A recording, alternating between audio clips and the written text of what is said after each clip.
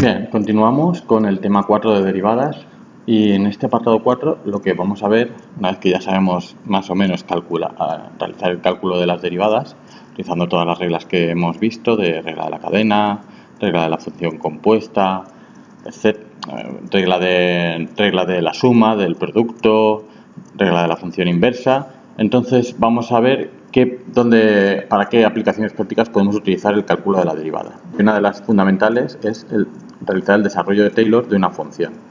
El desarrollo de Taylor básicamente es una técnica, una herramienta que nos facilita comprender cómo funciona una función en el entorno de un punto.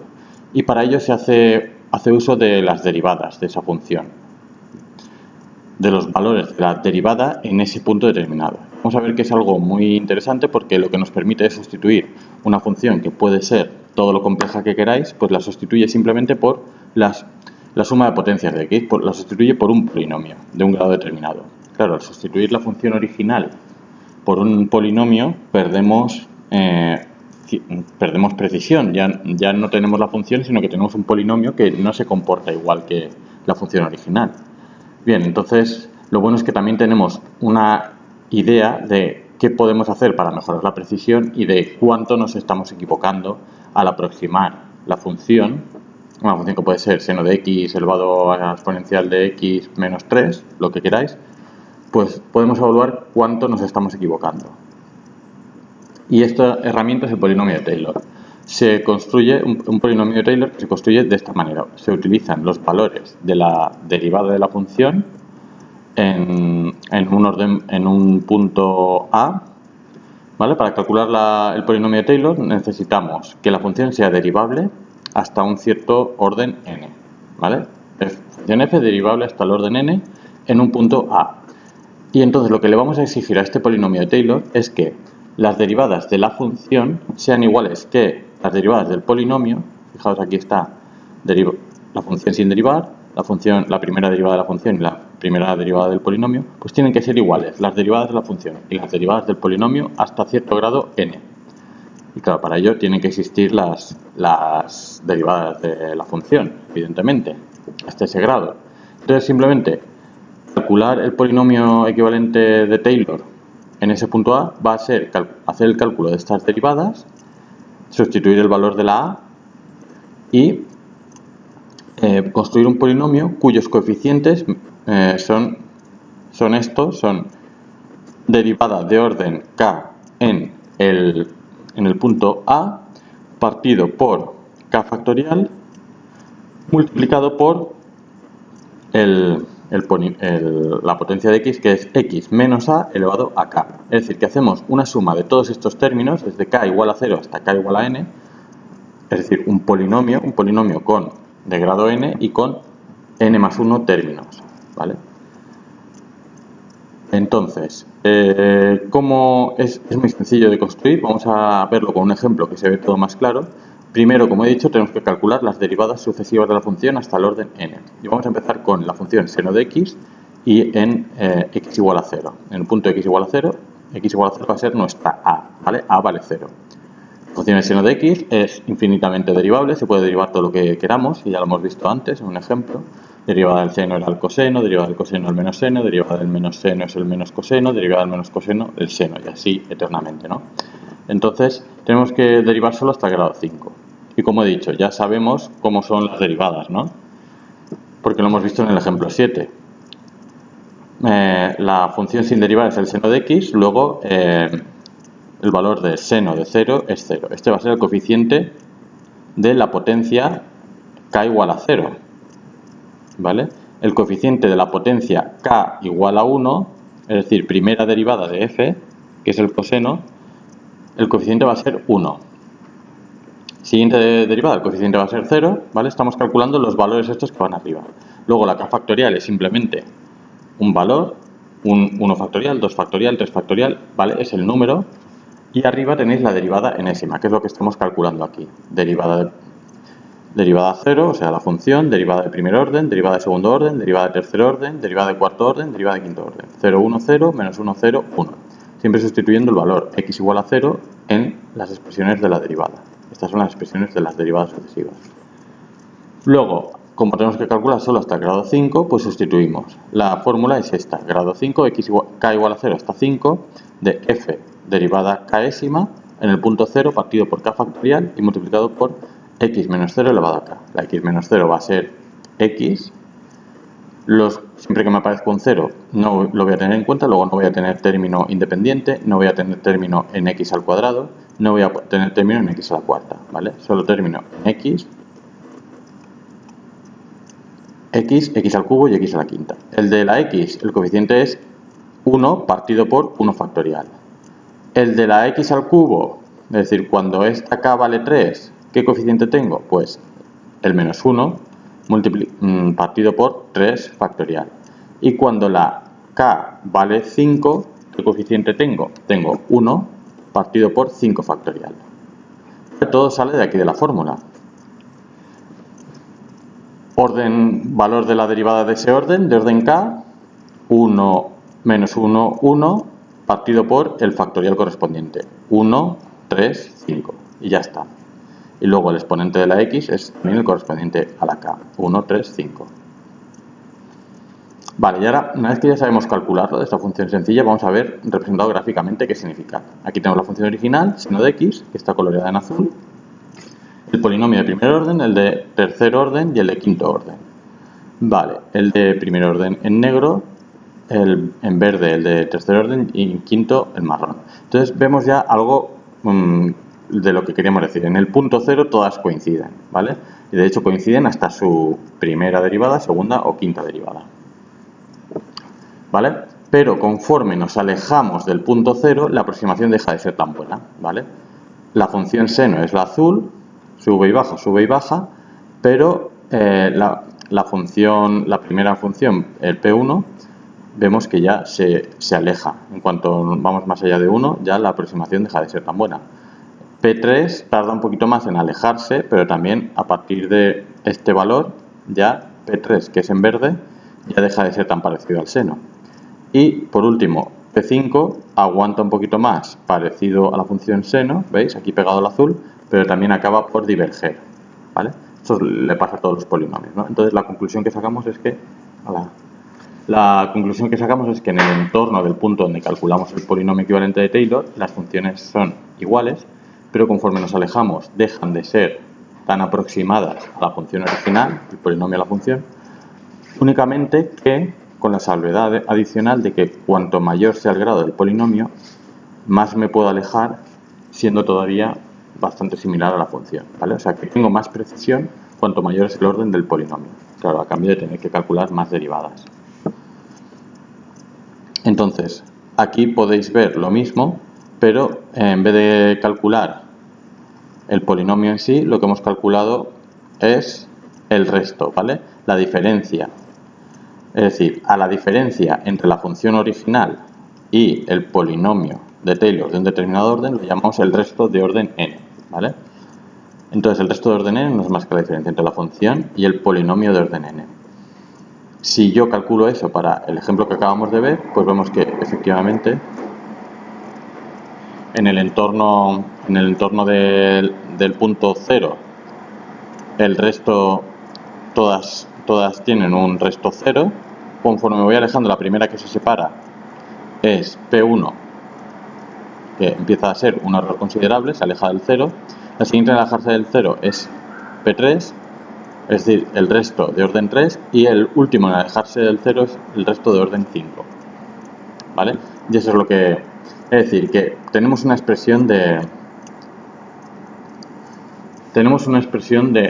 qué es lo que vale el resto, ¿vale? Que es esta expresión.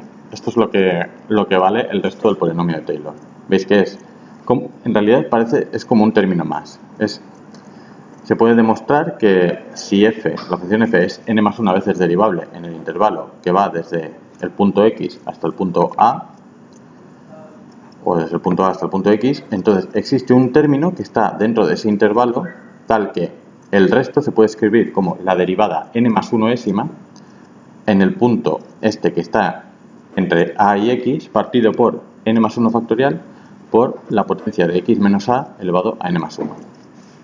¿Vale? O sea que en realidad esto es como un término más solo que la derivada, el término de la derivada, no está justo en el punto A, sino está en el punto de esta letra epsilon, que es justo un punto indeterminado dentro del intervalo que va de A a X, ¿vale? Este punto no lo sabemos, pero de alguna manera, aunque no sepamos cuál es ese punto, es una cuantificación de cuánto nos estamos equivocando. Y esto tiene sentido, ¿no? Porque quiere decir que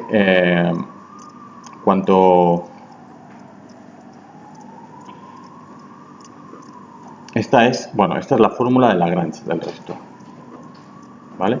Y un resultado muy importante es que si f es una función n veces derivable en un punto A, entonces el resto del polinomio de Taylor de orden n partido por una potencia enésima de x menos a, bueno, pues el límite cuando x tiende a de esto es igual a 0, ¿vale? Y esto os tiene que recordar al tema de límites. Digamos que son comparación de infinitésimos. El infinitésimo cuando x tiende a de x menos a elevado a n es de orden mayor,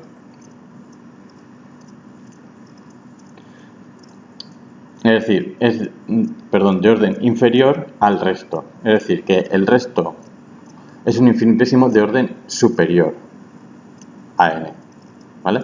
¿Qué quiere decir esto? Pues básicamente que lo que quiere decir es que el resto es muy pequeño, es de hecho tan pequeño que se anula frente a términos del orden x menos a elevado a n. Bueno, y como siempre, lo mejor será verlo en un ejemplo. Bueno, la fórmula de Taylor consiste en aproximar simplemente la función por el polinomio de orden n para una a determinada, para un valor de x a determinado. Y luego tenemos la fórmula de Maclaurin, que es simplemente cuando la a vale 0, ¿vale? Cuando calculo el polinomio de Taylor con la a igual a 0. Entonces, por ejemplo, para hallar el desarrollo de Maclaurin, hallar el desarrollo de Maclaurin de estas funciones, elevado a x más elevado a menos x partido por 2, que es el coseno hiperbólico de x. Luego el seno hiperbólico de x y luego esta función 1 partido por 1 más x al cuadrado. Bien, pues el primero, simplemente calcular derivadas exponenciales, es muy sencillo. Derivada exponencial es ella misma, derivada de la exponencial negativa, elevado a menos x, es ella misma multiplicado por menos, ¿no? Entonces calculamos el valor de la función en x igual a 0, el valor de la derivada y el valor de la derivada en x igual a 0, el valor de la derivada la expresión de la derivada y su valor en x igual a 0, y la tercera derivada y su valor en x igual a 0, ¿vale? Son muy sencillas, siempre tengo un medio como factor constante, la derivada de exponencial de x siempre es exponencial de x, derivada de elevado a menos x, pues va cambiando el signo. Entonces tengo 1, 0, 1, 0. Puedo sacar un término general, este sería el término general, ¿vale? El término general es que si es derivada de orden par, ¿vale? Por ejemplo, esta derivada o esta derivada son las de orden par, la derivada vale 1. Y si es derivada de orden impar, entonces la derivada vale 0. Porque si os fijáis, a pares son iguales. Las de orden impar valen 0, las de orden par valen 1. Luego, teniendo esto en cuenta, pues puedo sacar el polinomio de Taylor. Solo voy a tener términos con potencias pares y va a estar partido con coeficiente 1 partido por el factorial correspondiente. 1 partido por 2 factorial, 1 partido por 4 factorial, etc. Hasta 1 partido por 2 factorial. Y ese es el desarrollo de Taylor de orden n, ¿vale? Es una suma que puedo llevarla hasta el infinito si quiero. ¿Vale? ¿Qué me aparece? 1 partido por 2k factorial por x elevado a 2k. Vale, de manera similar, ¿qué tengo? Para e elevado a x menos e elevado a menos x. Igual, ahora tengo alternancia de 0, 1, 0, 1, solo que ahora empiezo por 0, porque la primera que tengo es un medio de e elevado a x menos e elevado a menos x, que es 0, ¿vale? 1 menos 1, 0.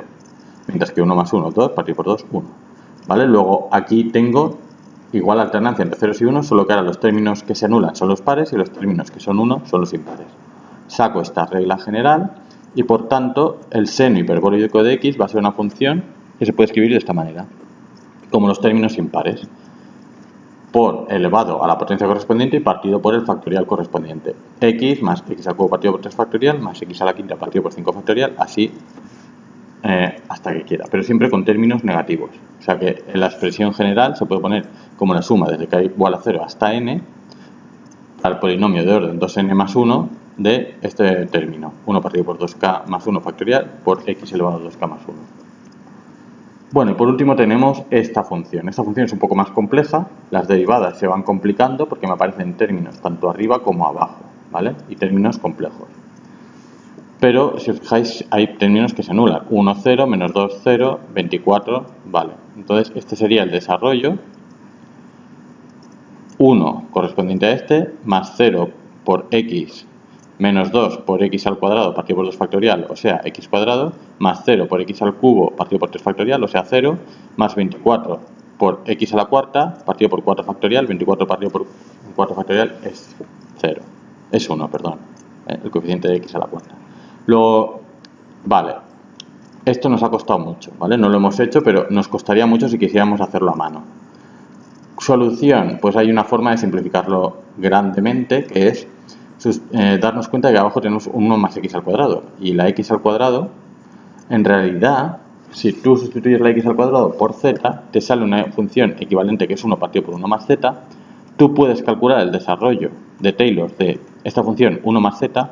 Es mucho más sencillo, se hacen dos patadas, ¿vale? Fijaos qué sencillo es calcular las derivadas.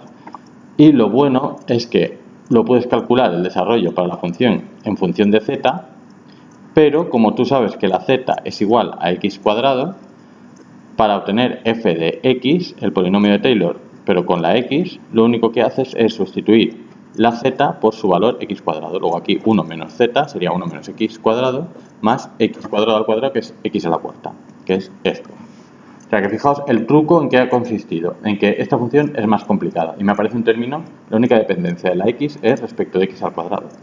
Luego, como yo x cuadrado sé que me va a complicar la vida, la hago de orden menor, la hago z igual a x cuadrado, ¿vale? Z ya no es cuadrado, sino que z está elevado a 1, me simplifica mucho las derivadas y luego puedo deshacer perfectamente el cambio una vez que ya tengo el cálculo de z igual a x cuadrado. O sea, una vez que ya tengo el cálculo del polinomio de Taylor en función de z.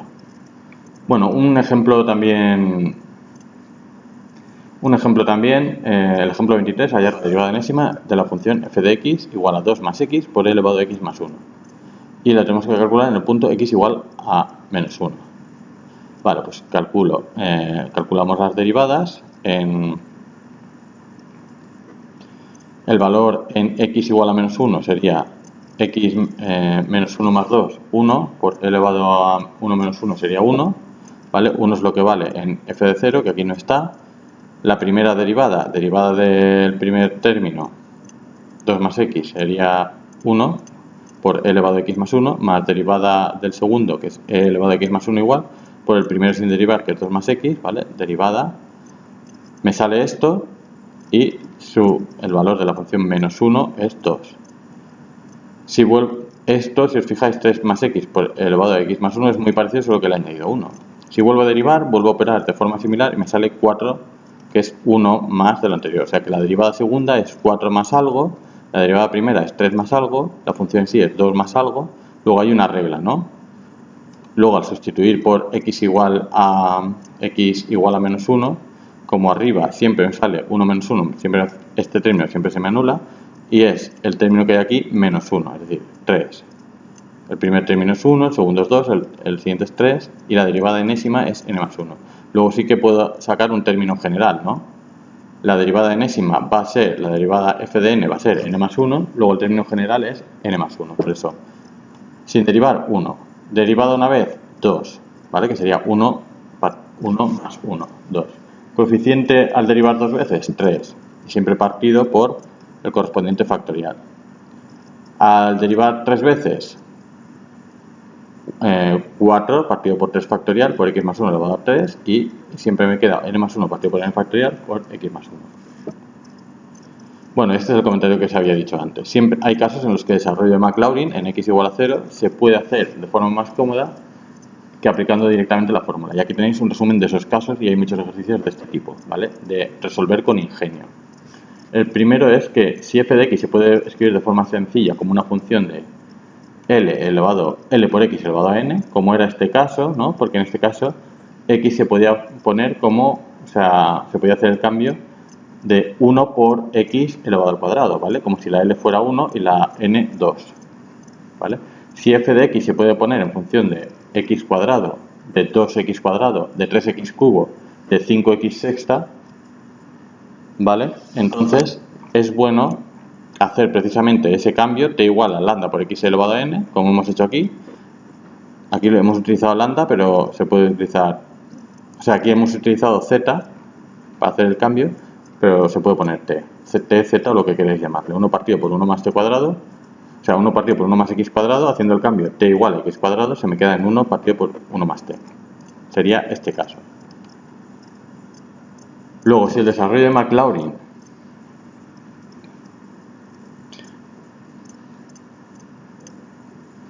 cuando se puede hacerse desarrollando f de x y luego multiplicando por f de x por xn. Por ejemplo, si imaginaos que tuvieras que desarrollar seno de x más 1 todo multiplicado por x, pues yo ahí lo que haría es desarrollar primero el seno de x, luego añadirle 1 y luego a ese desarrollo multiplicarlo todo por x, ¿vale? Voy a repetir el ejemplo. Imaginaos que tenéis que hacer el desarrollo de seno de x más 3, todo es entre paréntesis multiplicado por x cuadrado. Pues yo, para evitarme tener que derivar cada vez un producto de seno de x más 1 multiplicado por una potencia de x cuadrado, para evitar ir con esos productos, lo que hago es desarrollar directamente lo que está dentro del paréntesis, el seno de x más 1, lo desarrollo y luego, cuando ya lo tengo, ya lo he calculado, ya tengo la expresión que sería parecida a esta del seno que tenemos aquí, al seno hiperbólico. Una vez que ya tengo esa expresión, poneos que fuera esta, pues lo multiplico por x cuadrado, que era lo que estaba fuera del paréntesis. Entonces me quedaría x al cubo, más x a la quinta partido por 3 factorial, más x a la séptima partido por 5 factorial, etcétera, ¿vale? Y he simplificado mucho las derivadas. Cuando tengo el desarrollo de Maclaurin de este tipo y sé que puedo realizar este cambio, puedo calcular, es decir, cuando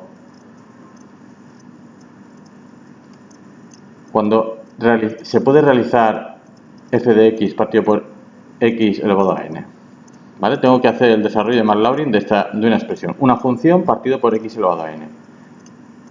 Y sé que el límite, cuando x tiende a 0, de esa función partido por x elevado a n es un número real, ¿vale? Entonces, veremos también casos como este en lo que es ventajoso calcular el desarrollo de Maclaurin de la f de x y luego al final dividirlo por x elevado a n. Y luego, si tengo el producto de dos funciones, pues si es más sencillo el desarrollo por un lado de f1 y luego el de f2, es mejor hacerlo así que no calcular directamente el desarrollo del producto de las dos. Vale, ¿qué casos vamos a ver en estos ejemplos? Pues en estos ejemplos tenemos precisamente seno hiperbólico de 2 por x elevado a la cuarta. Como el de seno hiperbólico ya lo hemos calculado antes, cogemos t igual a 2x a la cuarta, ¿vale? Lo que está dentro lo vamos a llamar t. El desarrollo de seno hiperbólico de t ya lo hemos hecho antes del ejercicio 5. Luego lo único que tenemos que hacer es coger esta expresión y sustituir la t por 2x a la cuarta y ya tenemos el que nos pedía, ¿vale? Operamos y ya tenemos la expresión. Si nos piden x cuadrado por seno hiperbólico de x, como el desarrollo de seno hiperbólico de x ya lo tenemos aquí, lo que hacemos es simplemente multiplicarlo por x al cuadrado en vez de ponernos otra vez a derivar, ¿vale? Entonces el desarrollo original de seno hiperbólico de x lo multiplicamos por x al cuadrado y ya tenemos el... Fijaos que si no habríamos tenido que hacer derivadas de orden 0, 1, 2 y todas esas me dan 0. Luego 4 también me da 0, 6 y también me da 0. Luego es muy desventajoso. De esta manera aprovecho el cálculo que ya he hecho. Y la última, seno hiperbólico de x partido por x, en vez de hacer el desarrollo de seno hiperbólico de x partido por x directamente, lo que hago es, aprovecho que ya tengo el desarrollo del seno hiperbólico de x y lo divido entre x, que me quedaría x partido por x, 1, x cubo partido por x, x cuadrado partido por 6. x quinta partido por x, x4 partido por 120, ¿vale? Que es justo lo que tenemos aquí.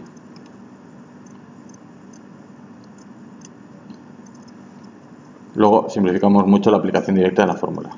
Ahora, con esos ejercicios, o sea, con toda esta materia que acabamos de ver, se pueden hacer los ejercicios desde el 6 hasta el 12 y el 14.